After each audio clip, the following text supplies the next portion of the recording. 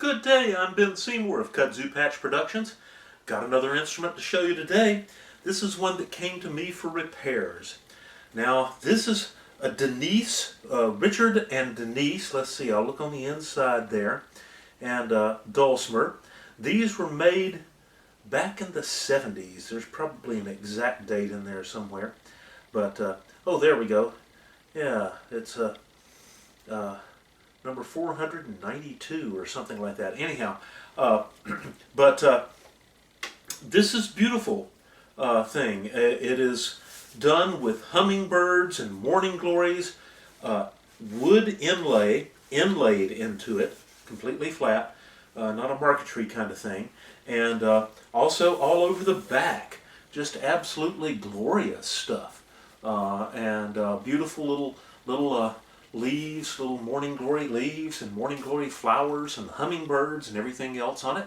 And it's a nice sounding box as well. And their intonation, I've worked on several of these, their intonation was perfect.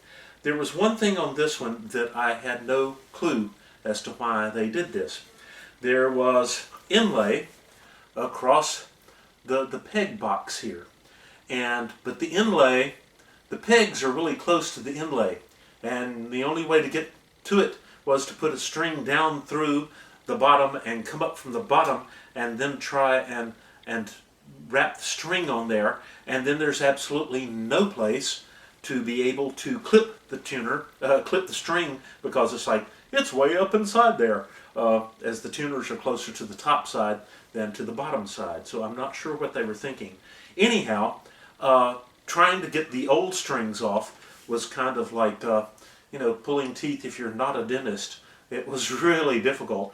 And anyhow, I managed to get them out of there, but it was like, I could not imagine putting strings back in there from that direction. That was just going to be terrible. So I suggested we cut out this beautiful little inlay strip that was across the top. But then it was like, if you like to keep that inlay strip, how are we going to do that? Well, that took some thought. And so I did get the inlay strip cut out using just an X-Acto knife and stuff like that. And then I put a little tiny wedge at the bottom. And so I can push this wedge up like that with my finger from underneath, grab it with the fingers from the top, and pull it out. Basically, it looks like a tiny little clothespin on here. And what that is it straddles the string that it has to go over, and at the same time wedges itself into the peg box. So that way it looks like the inlay is still there, and you won't lose it, and you don't lose that little inlay, so you can just pop it right back in there, and there she goes.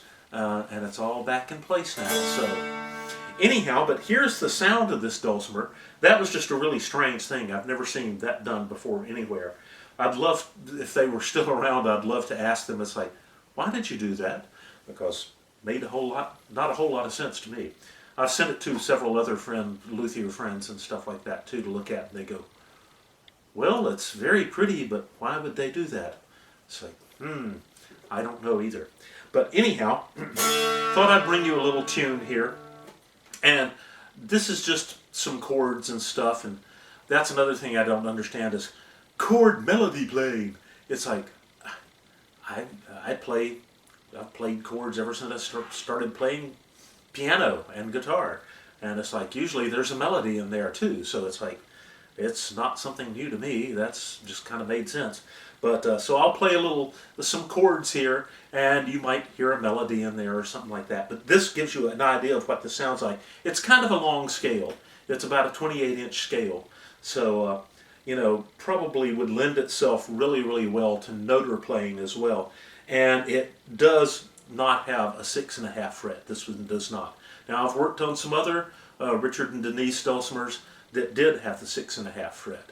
So, but I've still got this. I've got this one tuned like 155, which is DAA or CGG or whatever you want to call it. But it's still 155. I think this one is DAA is what I tuned it up to. So anyhow, I'll give you just a little bit of it so you can hear what it sounds like. Here we go.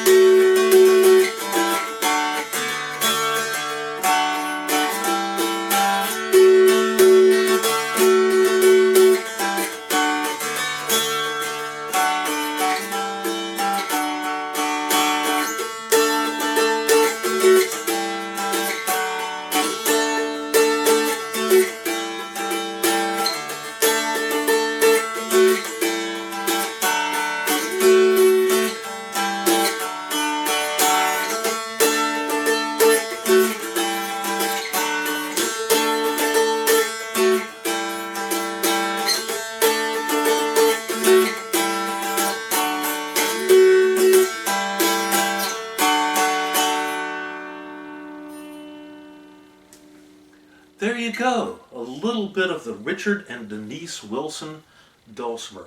And if you look at this on the YouTube, don't ask me if I have the tab to that. No, I just made it up right then, so it's like I have no idea what that is.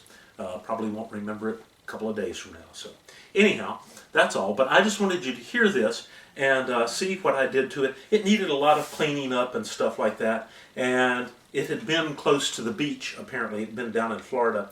And so all the frets were kind of corroded and not to the point of needing to be refretted, but they were kind of scuzzy looking. And so was the top and the sides and everything like that. So I cleaned all that polished it all back up. And it really is a beautiful piece of workmanship. So, and a nice sounding instrument as well. I also replaced the wooden pegs. There were 3 wooden pegs in there. One of them was broken. And they had, like I said, strings on them that required, like, surgery in order to get the strings off.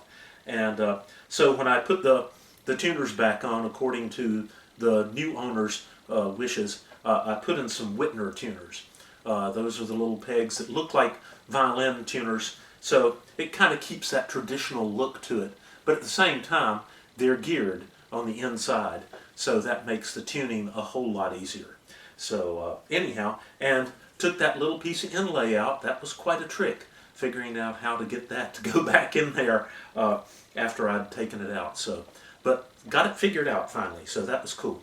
But anyhow, I hope you've enjoyed this, and if you have any repairs that you need done, or if you have any custom instruments you'd like built, feel free to contact us. And you can always find us at www.kudzupatch.net. Thanks a lot for listening, and we'll see you again later. Bye-bye.